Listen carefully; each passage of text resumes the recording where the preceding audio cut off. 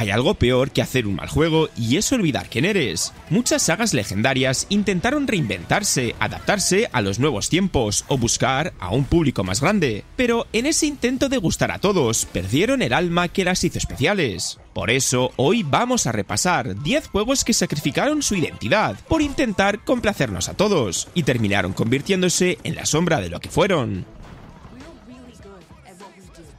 Y todo empezó con Saints Row, el reboot, que quiso modernizar la cultura sin filtros de los orígenes y acabó pareciendo una parodia sin gracia. La saga siempre ha sido una locura sin filtros, pandillas disparando con pistolas absurdas, humor negro, sátiras políticas, alienígenas, superpoderes y un tono gamberro que lo hacía única frente a GTA. Pero en 2022, Voltion decidió reiniciar la saga para atraer a un público más amplio, y eso fue el principio del desastre. El juego intentó ser moderno, pero en el peor sentido. Cambió a los personajes carismáticos y brutales por un grupo de veinteañeros que parecían sacados de TikTok. En lugar de tipos duros y situaciones imposibles, tenías a un grupo de emprendedores criminales que hablaban de facturas, startups y amistad. No había esa energía caótica ni ese humor absurdo que definía a Saints Row. Y lo que antes era una parodia descarada de la cultura americana, se transformó en un juego genérico con miedo a ofender. Visualmente tampoco ayudó. Todo se veía limpio, correcto, sin personalidad. El mundo de Santo Ileso parecía un mapa de mundo abierto reciclado de un sandbox cualquiera. Las misiones eran repetitivas, sin ese toque de "no me puedo creer que acabo de hacer esto", que tenían todos los anteriores. Antes te reías mientras pilotabas un avión en plena guerra de pandillas, o luchabas contra un ejército de clones del presidente. Ahora te encontrabas limpiando zonas y haciendo recados sin chispa alguna. El problema no fue intentar revolucionar, sino cómo lo hicieron. En lugar de mantener su esencia y adaptarla a los nuevos tiempos, decidieron reescribirla por completo para no molestar a nadie. Y cuando una saga basada en la irreverencia y el descaro decide ser políticamente correcta, pues pierde el alma.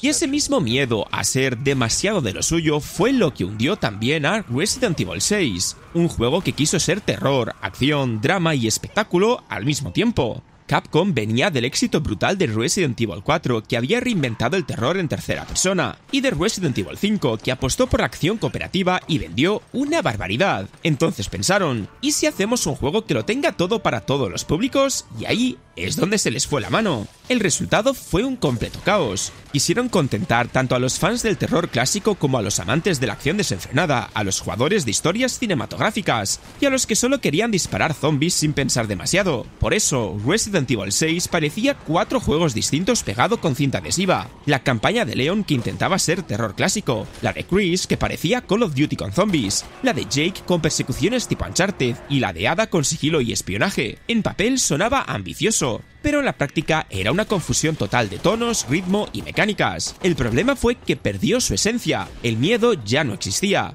Lo que antes era tensión, exploración y escasez de recursos se convirtió en explosiones por todas partes, enemigos gigantes, quick time events cada 2 minutos y cinemáticas sin parar. Era como ver una superproducción de Hollywood con zombies pero sin el alma de Resident Evil. Y encima todo se sentía forzado, los personajes gritaban, el control era tosco, y las secciones de acción eran tan largas que olvidabas que estabas jugando a una saga de terror. Intentaron abarcar tanto que ninguna parte destacó realmente. Los fans del miedo lo vieron demasiado Michael Bay, y los de la acción lo encontraron torpe y exagerado. Algo similar le pasó a Dead Space 3, que cambió el silencio del espacio por disparos, loot y cooperativo. Los 2 primeros Dead Space eran intensos, claustrofóbicos y te hacían sentir realmente solo. Eran juegos que no necesitaban explosiones ni frases épicas, solo un pasillo oscuro, un ruido metálico a lo lejos y un necromorfo gritando detrás de ti para hacerte saltar de sofá. Pero cuando llegó Dead Space 3, EA decidió que eso no era suficiente. Querían convertirlo en un éxito masivo, atraer a los fans de Call of Duty y a los de Gears of War y hasta los que jugaban en cooperativo. Y así fue como el terror se fue por la ventana. De repente tenías coberturas, tiroteos con humanos, un sistema de armas más parecido a un shooter militar y, por si fuera poco, un modo cooperativo que arruinaba por completo la sensación de aislamiento. Lo que antes te mantenía al borde del asiento, ahora se sentía como una misión más de acción sin alma. Además, el juego empezó a obsesionarse con las microtransacciones y el loot, algo que mató el ritmo por completo. Ya no estabas luchando por sobrevivir, estabas fabricando piezas para mejorar tu rifle futurista. La atmósfera opresiva de Ishimura se cambió por un planeta helado lleno de enemigos a los que había que vaciar cargadores enteros. El miedo ya no era psicológico, era simplemente aguanta las oleadas hasta que acabe la misión.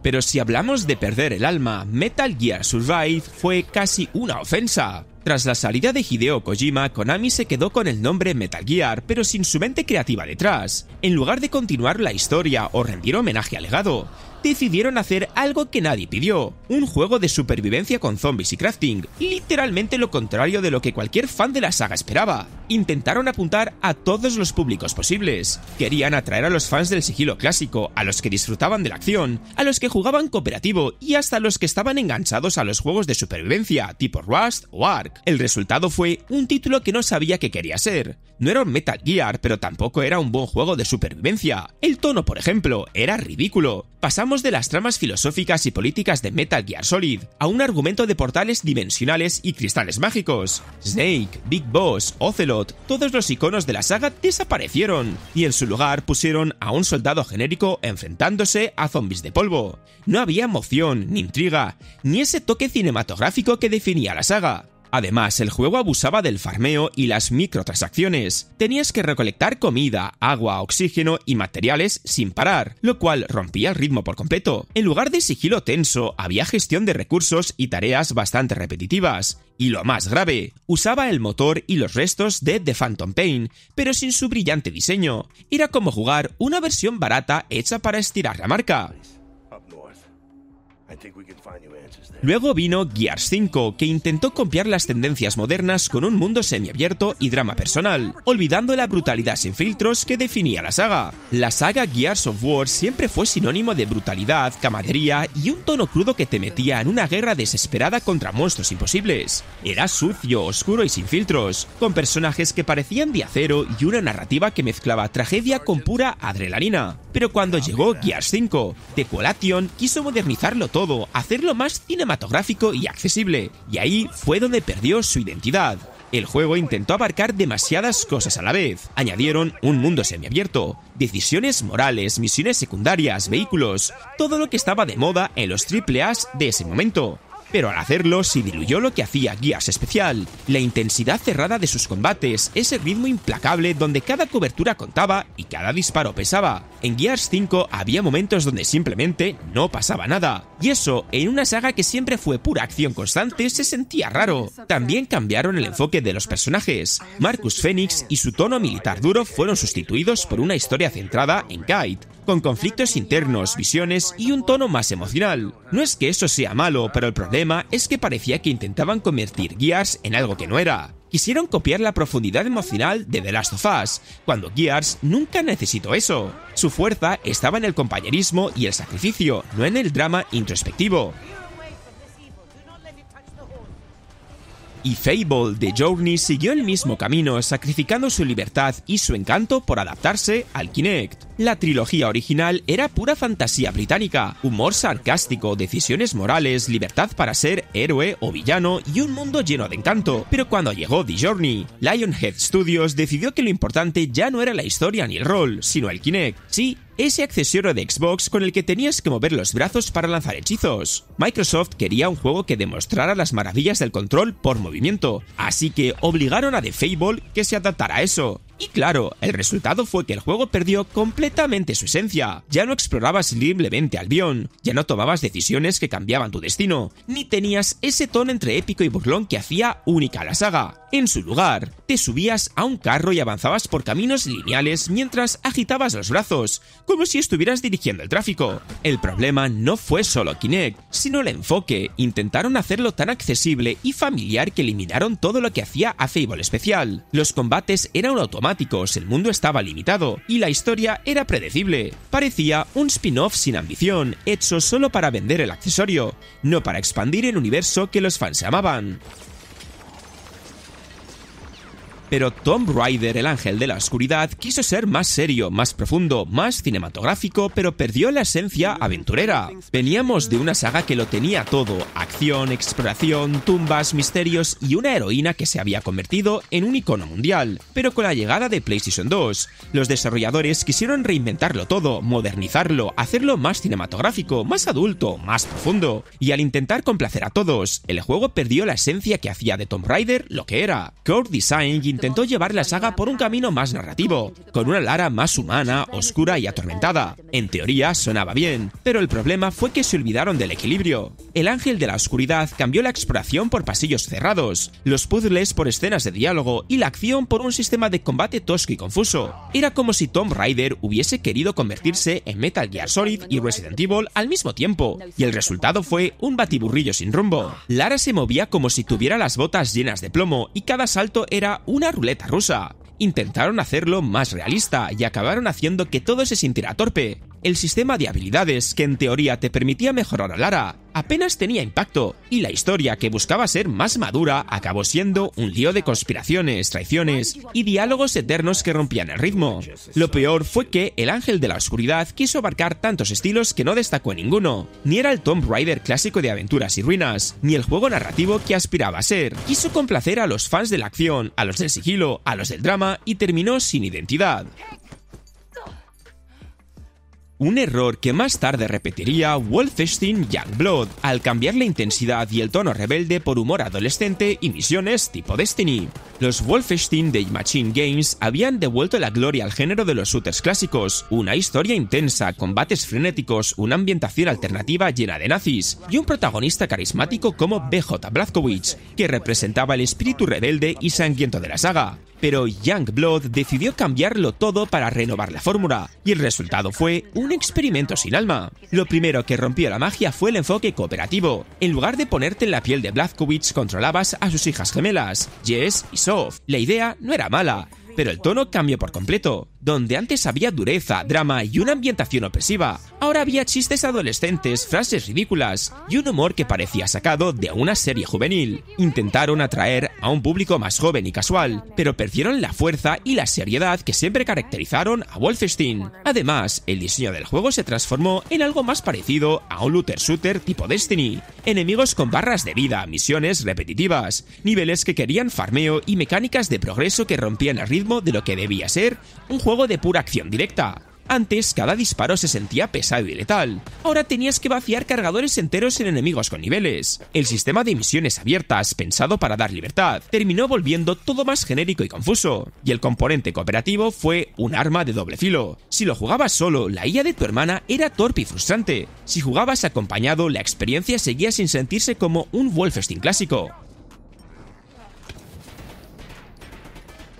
Y cuando creías que no se podía caer más bajo, llegó Alone in the Dark Illumination, el creador del survival horror convertido en un shooter cooperativo con luces y explosiones. Estamos hablando de una saga que prácticamente inventó el survival horror, mucho antes de que Resident Evil o Silent Hill existieran, pero en lugar de volver a sus raíces y recuperar esa atmósfera inquietante, el estudio decidió hacer justo lo contrario, transformar Alone in the Dark en un shooter cooperativo lleno de luces, explosiones y acción sin sentido. Intentaron complacer a todos, a los fans del terror clásico, a los que amaban los shooters, a los que jugaban en cooperativo, y hasta a los que solo querían pasar el rato matando monstruos. Pero al mezclarlo todo, perdieron completamente el alma. En lugar de sentir miedo o tensión, el juego se convertía en una sucesión de pasillos con hordas de enemigos y un sistema de disparos torpe. Y para rematarlo, el concepto de la luz como arma, que podría haber sido interesante, se usó tan mal que parecía una excusa barata para llenar la pantalla de efectos. Alone in the Dark siempre había sido misterio, elegante, con ese toque Lovecraftiano que te hacía sentir solo ante lo desconocido. Pero Illumination decidió seguir la moda de los shooters cooperativos tipo Left 4 Dead, con personajes genéricos, misiones repetitivas y cero historia. Ya no investigabas mansiones ni descifrabas enigmas, simplemente disparabas hasta que el juego te decía que podías avanzar.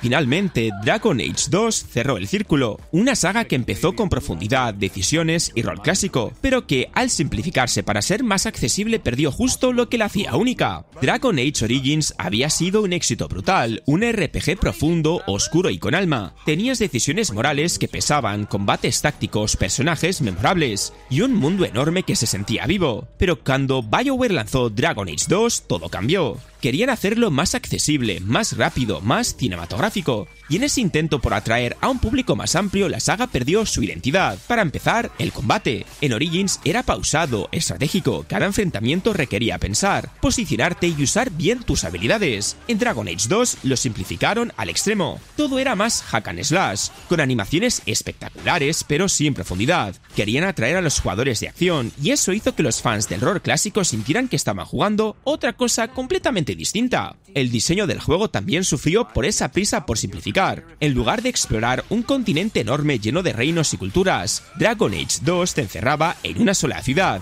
Creekwall, que se repetía hasta el cansancio. Los mismos callejones, los mismos interiores reciclados, las mismas misiones con distintos enemigos. Era evidente que el desarrollo fue apresurado y que BioWare intentó cumplir con plazos en lugar de cuidar los detalles. Y esto nos demuestra que estos juegos tienen algo en común. Quisieron gustar a todos y acabaron sin identidad. Cambiaron el alma por las modas, el carácter por lo seguro y el riesgo por el marketing. Pero los jugadores no buscamos perfección, buscamos personalidad. Si te ha gustado el vídeo, deja un buen like y suscríbete si no lo estabas. Dicho esto, nos vemos en el próximo vídeo.